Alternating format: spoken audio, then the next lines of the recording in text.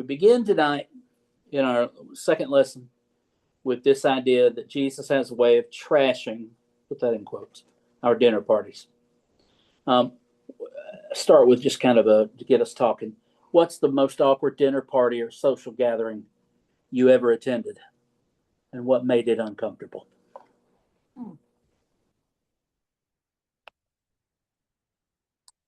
Well, Christmas party we had at the dining, and they ran out of food before half the people had a chance to get in. That's awkward. Yeah. That's awkward. Yeah. Very awkward. Especially when everybody thought they were 30 or 40 bucks they had to go. Right. Oh yeah, but yeah. Told you, last week, this buffet down here. Yeah. $43.95 a person. And the Roberto who came in has actually been there and said it's actually not that good. I was like, okay, so thank you. And you can afford it. Okay, great. Maybe I do want you to come. That's on the recording. Okay. All right. So, all right. Listen to one of those sentences from Willimon. He's setting the scene here. Simon the Pharisee, a pious, biblically knowledgeable religious leader, invited Jesus to dinner. In the Gospels, Pharisees like Simon are depicted as religious experts who can't stand Jesus. Yet they persist in inviting him into their homes for supper. So why do you think religious leaders kept inviting Jesus to dinner, knowing he might disrupt things? Keep your enemies close. All right. Curiosity. Yeah. Keep your enemies close. Curiosity. Maybe to catch him in something. Trap him. Yeah. There's a lot of that in the Gospels. They wanted to try to trap him. So one more here, and then we will we'll read our first scripture passage for tonight, which we're going to start in the Gospel of Luke, chapter 14, verses 1 through 6. But one more question for us before we do. When has Jesus disrupted your comfortable assumptions about faith or church? If he hasn't, I'm going to go out on a limb and say you haven't met him. If Jesus agrees with everything that you believe, Jesus is you. You've made him over in your own image. I'll make him over in my own image. That's just a fact. So restate your question, please. No. When has Jesus disrupted your comfortable assumptions about faith or church?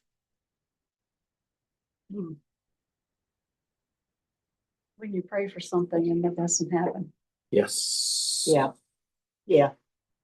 I was thinking when you're in worship Mhm. and you're not very knowledgeable and you're kind of depending on what you're listening to Right. to give you hope and it convicts you. Yeah. And when you're not familiar with the Bible and you're just coming to the church for the first time, that's really hard. That's hard. That'd be That's hard. scary. Can be. Yeah. It can be. All right. Well, Jesus has come. Jesus is at the table now. So here we go back to the Gospel of Luke, chapter 14. Somebody read verses 1 through 6. One Sabbath, when he went to dine at the house of a ruler who belonged to the Pharisees. They were watching him. And behold, there was a man before him who had dropsy. And Jesus spoke to the lawyers and Pharisees, saying, "Is it lawful to heal on the Sabbath or not?" But they were silent. Then he took him and healed him and let him go. And he said to them, "Which of you, having a son or an ox that has fallen into a well, will not immediately pull him out on the Sabbath day?" And they could not reply to this. All right.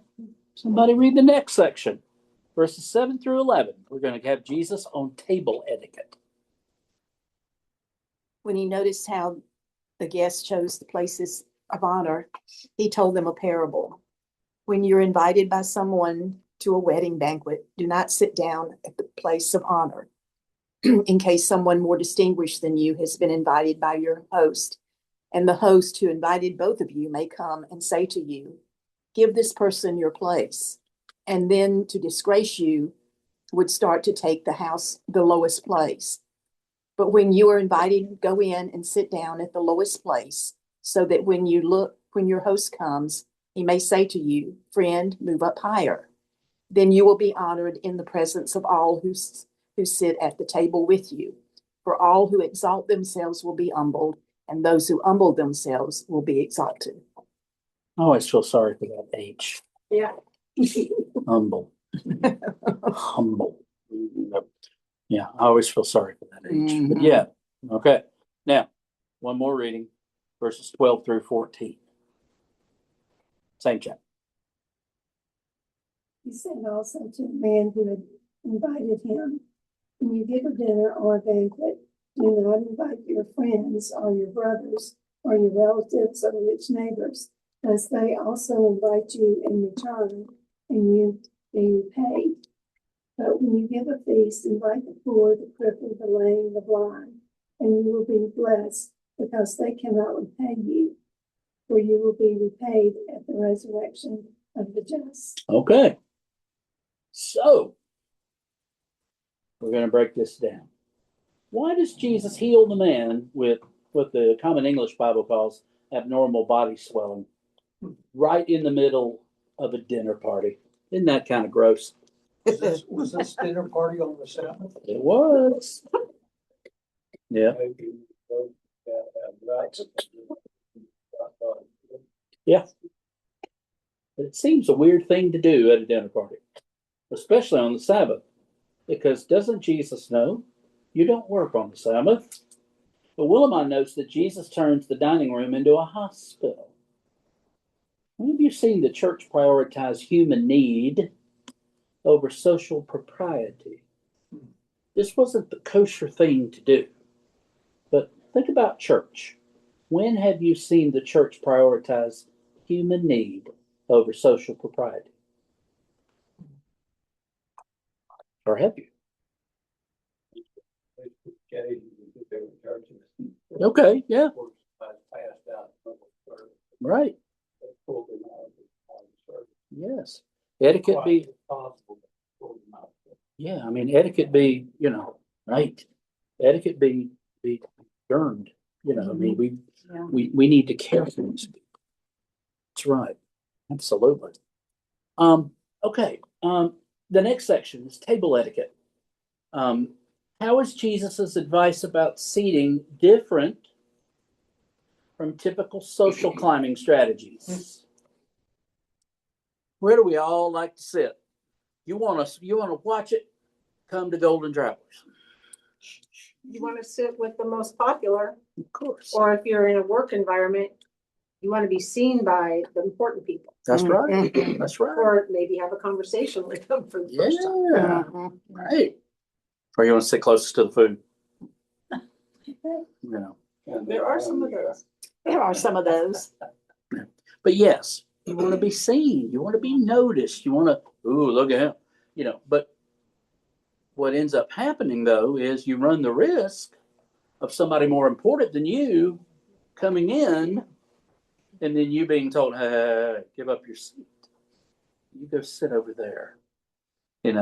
Jesus says, instead of doing that, start over there. Start at the other end of the table.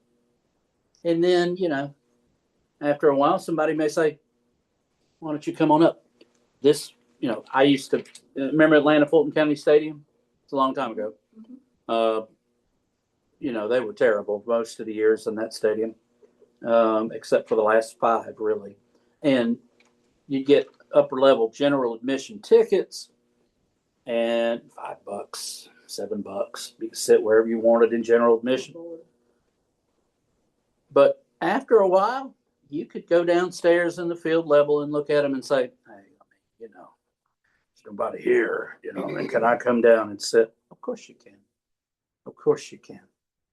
So that kind of thing. So it's like, hey, I must be on the front row. Remember that Bob Euchre. Hey, I must be on the front row. And he was Huh. up in the nosebleeds, you know.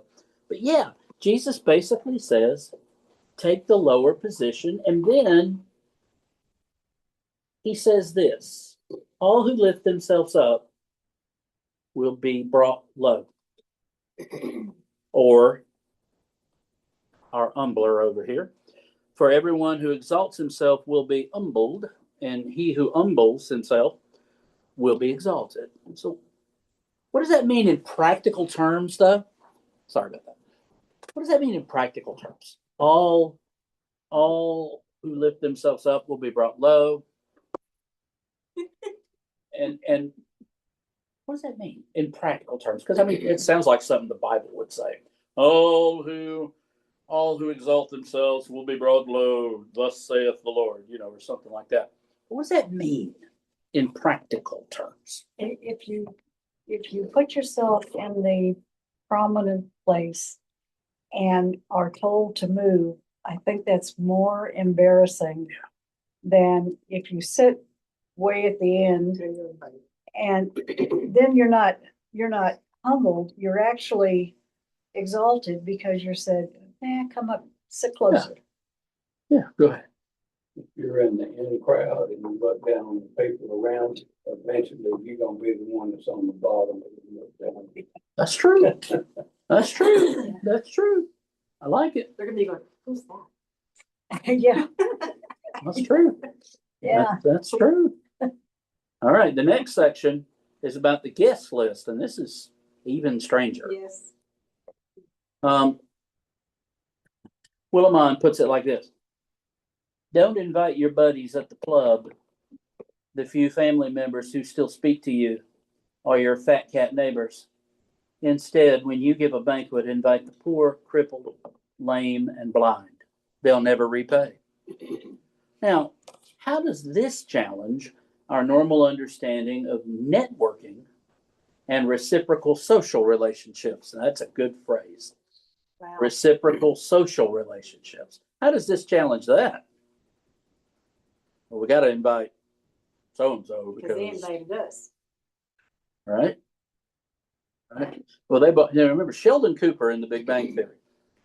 He was horrified when Penny got him a gift for Christmas because now he Was obligated. was obligated to get her a gift. And of course, it led to some really funny moments. But the idea there was, you have just done the worst thing in the world. You have now made me, I'm obligated to get you something. I'm indebted to you. And we do that a lot. Hinton, you wanted to speak, sir. Most of the time you have a dinner party or something, or it's even in a church. Yeah. You like to go to church with people that's just like you. Yeah, that's true. And it's that oddball that comes in and makes you feel uncomfortable. No, that's right. And That's right. he's saying about the oddballs. That's what he's saying. He's saying invite the outcasts. Don't- Isn't go ahead. it somewhat similar to the widow that gave her widow's mite, Yes. as opposed to the Mhm. one that gave all the money and made a big commotion about it? He already got his pay. That's right. Yes. Yes. Yes. Absolutely. I think we're right on there. So what would it look like then? Because we want to turn this on to the church here. For our church to follow these instructions literally. You can't take this kind of stuff literally, can you? Yeah, you can. What would that look like?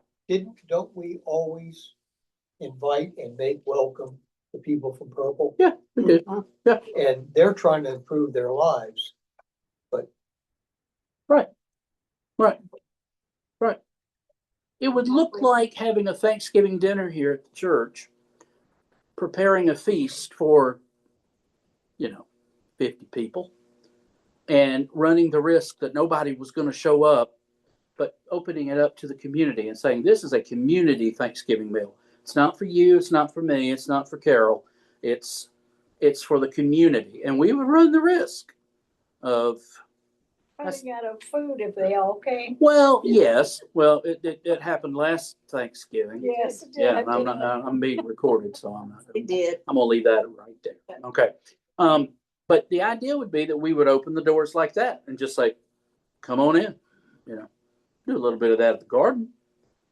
Jennifer's fine with people coming over there and people from the community coming over there. And if they need food, get it. I mean, that's fine. But those are the kinds of things I think that would make very good.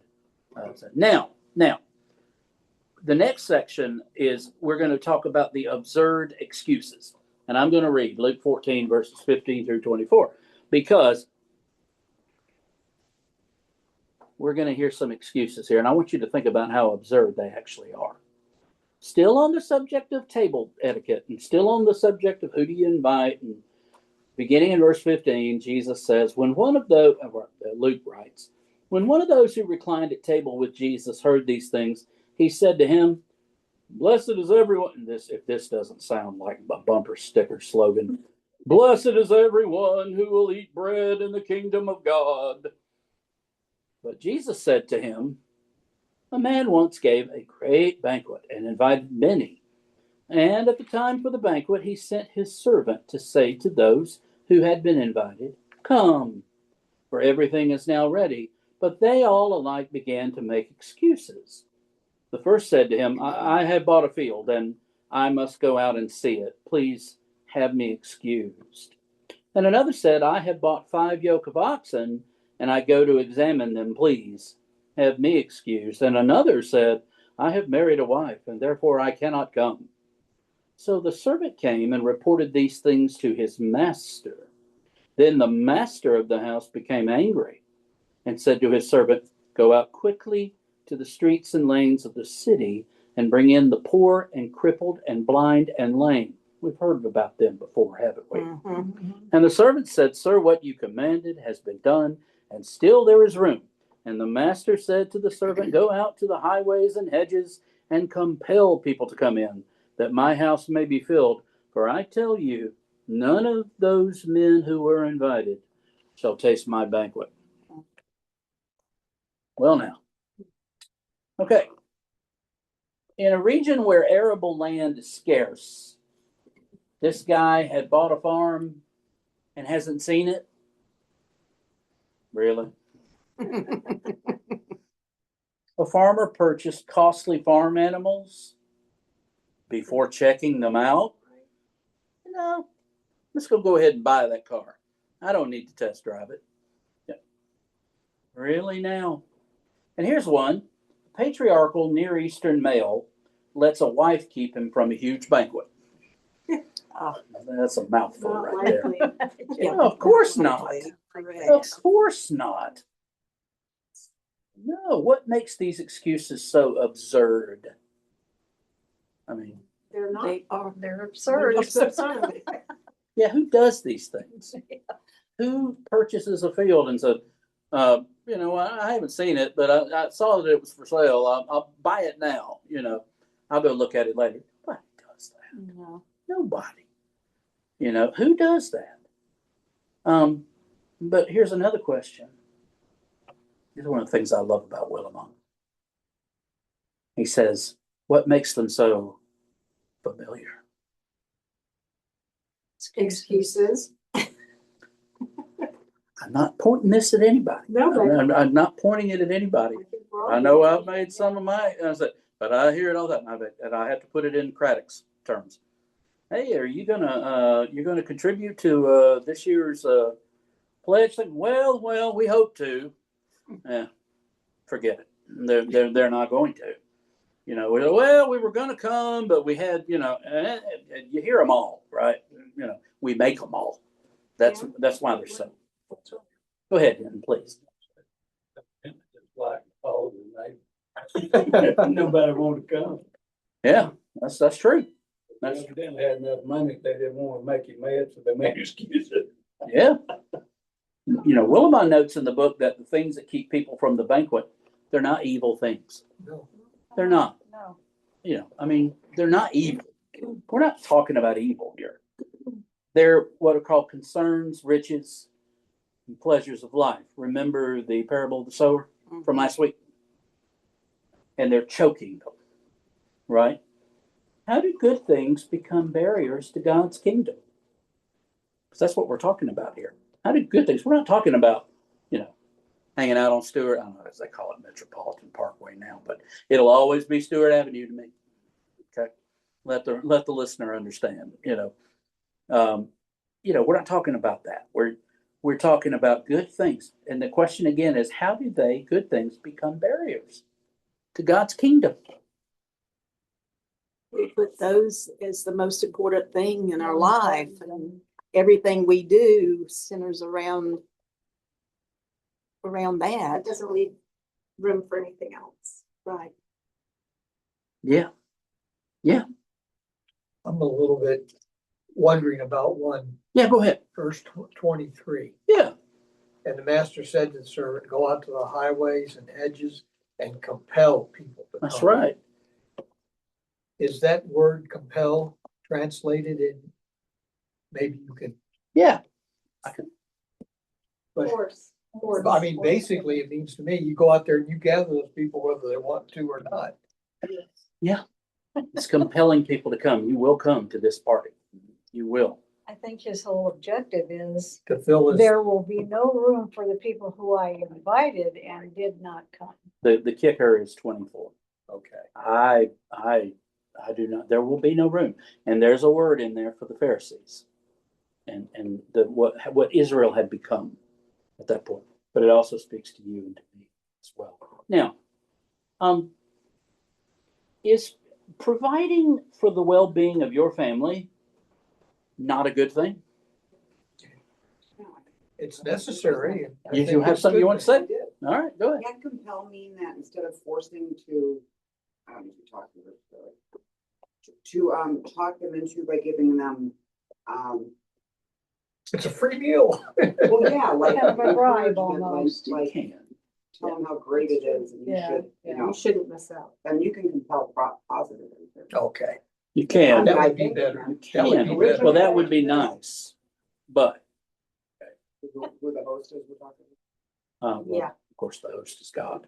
But let me look here. Let me go to what chapter are we in?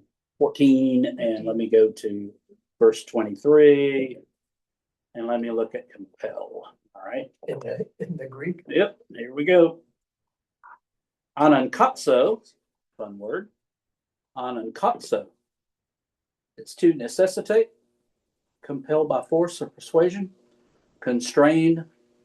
So this is a force word. In this particular context, this word is a violent word. Okay, it is, and it just Make them come. going to be here. I'm going to have a full house but those folks who I invited, they're not getting in. So, yeah, but that's a great question and a great observation. Now, taking care of business is what business people are supposed to do, right? I mean, right? Mhm. Don't we believe that sacrificing your social life for your marriage and family is a great virtue? Yes. Of course, right? But there are some things.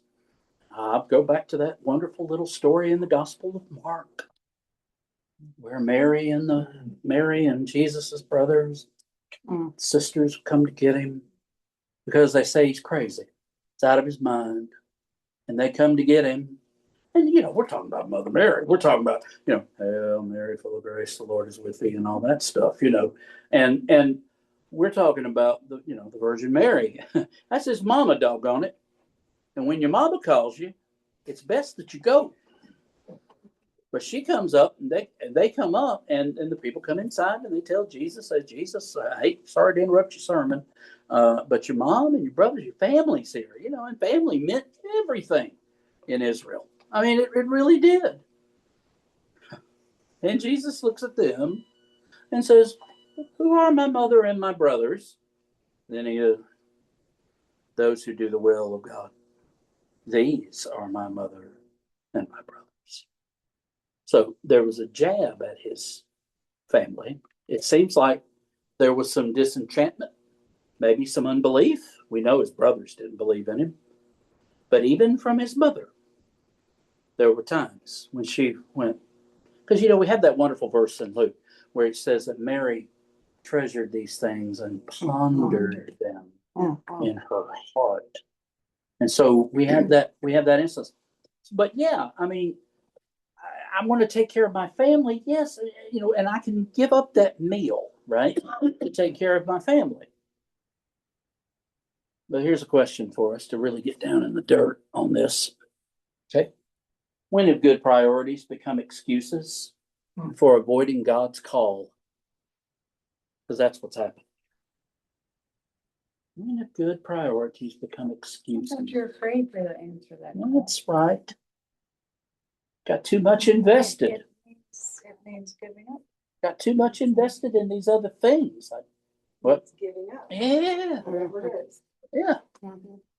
Back in the head. Yeah. James, this No, please go this ahead. commentary, Yeah. it's interesting. It kind No, of go adds ahead. to the reasons that those might be good excuses. Oh, okay. It says the three excuses offered up in the parable for non-attendance at the previously announced banquet may vaguely reflect three exemptions from military service found in Deuteronomy 25. Yeah.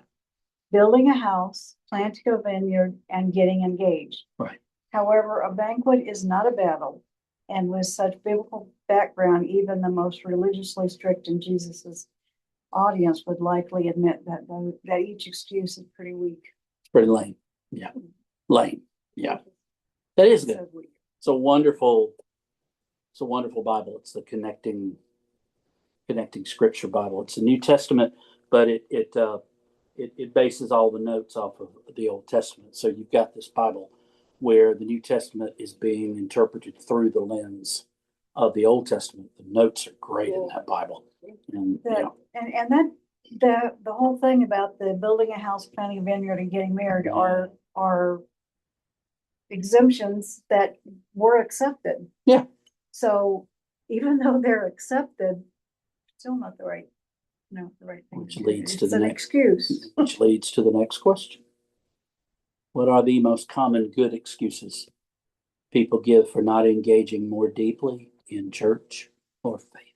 I don't have time. I don't have time. That's it. That's a big one right there. But there's good excuses. I mean, there's good excuses, I don't have time. We can carve out 10 to 15 minutes a day. I'm guaranteeing that. But I will tell you that even in my life, which I do this occasionally for a living, and that's amazing. But I still find myself coming up against lunch, and I haven't done morning prayer yet. I get in the office, and she'll tell you, I'll start. The printer's going off. Okay, the next stuff. And I need to do. I need to do. And I need to do. And then we look up and it's time to go to lunch. And I haven't done morning prayer yet. Because I sure don't give myself time in the morning. I get up as late as I possibly can. Amen. Praise the Lord. Because I only need about 20 to 25 minutes to take a shower and get ready. That's it. Okay. I am not, this one gets up 3 hours before, she gets. That's her sleep schedule. That's know. it. Yeah, Thank it's you. early. She wakes me up when she gets up out of the bed too. I mean, it's the So I And- wake you up when I'm Yeah. in my house and you're in yours. irony's lost on you, isn't it? Yeah, there you go. No, I was just playing. Okay, those of you that are you may say, what? No, I'm just having fun with Carol. Okay, so there you go. Now, all right, I know. Thank you. Now, we're going to focus on the master's response. John, you've already talked a little bit about it. The refusals in 21 through 23. Willimon says, I want you to take "there is still room" as the key to this big banquet riddle. Okay? How does knowing there's still room change your perspective on evangelism? Let's talk about that. There's still room. You better get busy. Yeah. You need to do something about it. Go out and compel. Yes. Go out and compel. But there's still time and there's still room, right? Willimon says the host won't rest until everybody in town is at the table. This will challenge our assumptions about who belongs in church. I had a friend. I have a friend whose father preached at Peachcrest Christian Church over in Loganville. It's off of Rosebud, I believe. It's an independent Christian church, not Disciple. And he brought in a guy who was a guitar player. Think Jason Montgomery with long hair, which he used to have. And they brought him in. That didn't work out very well. He was very talented. It was great. They were basically a hymn-driven church. Brought him in. He started playing with the hymns and all that. But ultimately, it led to either he goes or you go. And this man had been with them for years. And so what I'm saying here is, this story challenges our assumption about who belongs in church, because, and Hinton said this earlier, talking about how we tend to gather with the kinds of people we like to hang out with, most of them, but this challenges that. Mhm. This story says everybody is invited Mhm. and should be included. Now, he quotes John Wesley here. We just had his feast day yesterday, him and Charles. Salvation for all. No, we did. The feast of John and Charles Wesley. Yes. He says, salvation for all, cried out John Wesley. In the fields and alleyways of England, obedient to Christ's command, go to the highways and back alleys and urge people to come in so that my house will be filled. John Wesley said, the world is my parish. That's what he said. He said, the world is my parish. He said, he was a good Anglican till the day he died. He's one of the founders of what became Methodism, and that has now splintered. But, Wesley said the world is my parish. So when we think about around here, all of these folks are our parish. All of them. Right? And that's challenging. Perhaps not as challenging as it was, say, 25, 30 years ago. Right. Or even further back. Yeah. But still. Yeah. Now, did you know the median age? I love this. Did you guys know the median age in many denominations is rising rapidly? Mhm. Yeah. I know. How does this parable speak to that reality? Median age, what? Median age in We're getting old. many denominations is rising rapidly. So how does this parable speak to that reality? Look down our noses at young people. They're welcome. They're welcome. But just because we don't have them doesn't mean that we're excluding them. I mean, it really doesn't. Yeah. Somewhere along the line, we failed to keep them. They may have been there as kids, but as soon as they got out on their own, they were out doing other things. Somewhere along the line, there was a That's disconnect. historical. Well, and I think a lot of what happens is they move away, and we've got between here and Buford, we've got 375,785,202.5 churches between here and there, and we have a lot of mega churches in this quadrant, if you will, of Atlanta. And I think you're right for some of them, if they were still living, and right around here. And I think the changing of the neighborhood has brought that on. And I think just as people have died, but that started way before these older folks started dying off, is that you move and hopefully you're worshiping somewhere in your neighborhood with your kids and all of that. So, but what you're saying is true. Yeah. A lot of it is the fact that the churches have changed their service to a more contemporary. That brings in a younger crowd.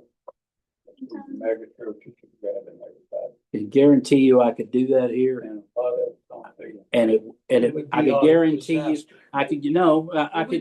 I could guarantee you that I could start a contemporary service on Sunday mornings at 11 a.m.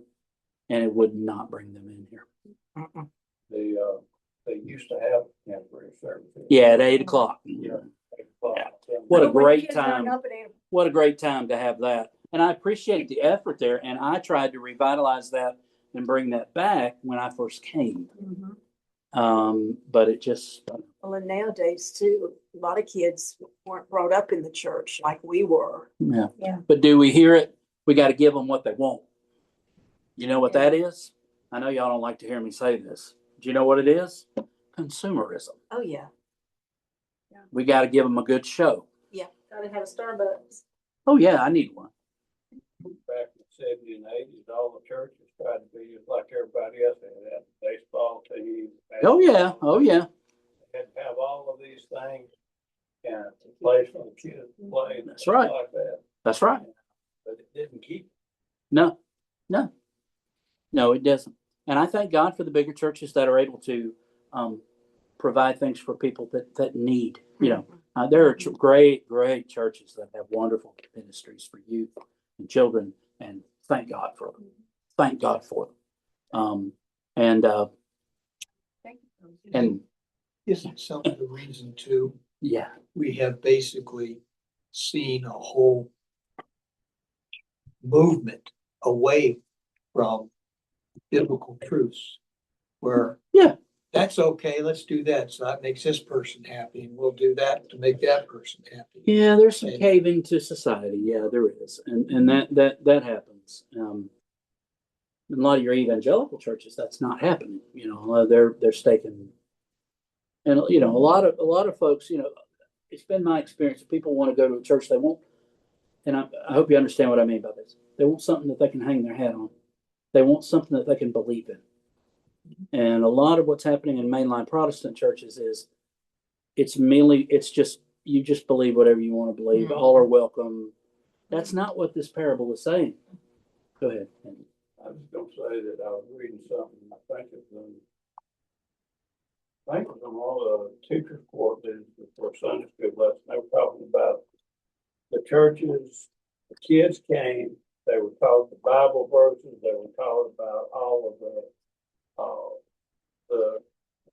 people in the Bible, and they knew all this stuff. But for some reason, they didn't believe it. Yeah. Yeah. And that's why a lot of them moved away from churches, and if I'm interrupting. You're not interrupting me. No, I think it's great. Thank you for sharing that. Yeah. Let me read this last thing here. There's just too much here. I mean, you know, there's such good stuff in this. Last thing here, in Jesus' parable of the great banquet, the invitation isn't just to some future heavenly feast. It's also to a meal that's in session this very moment.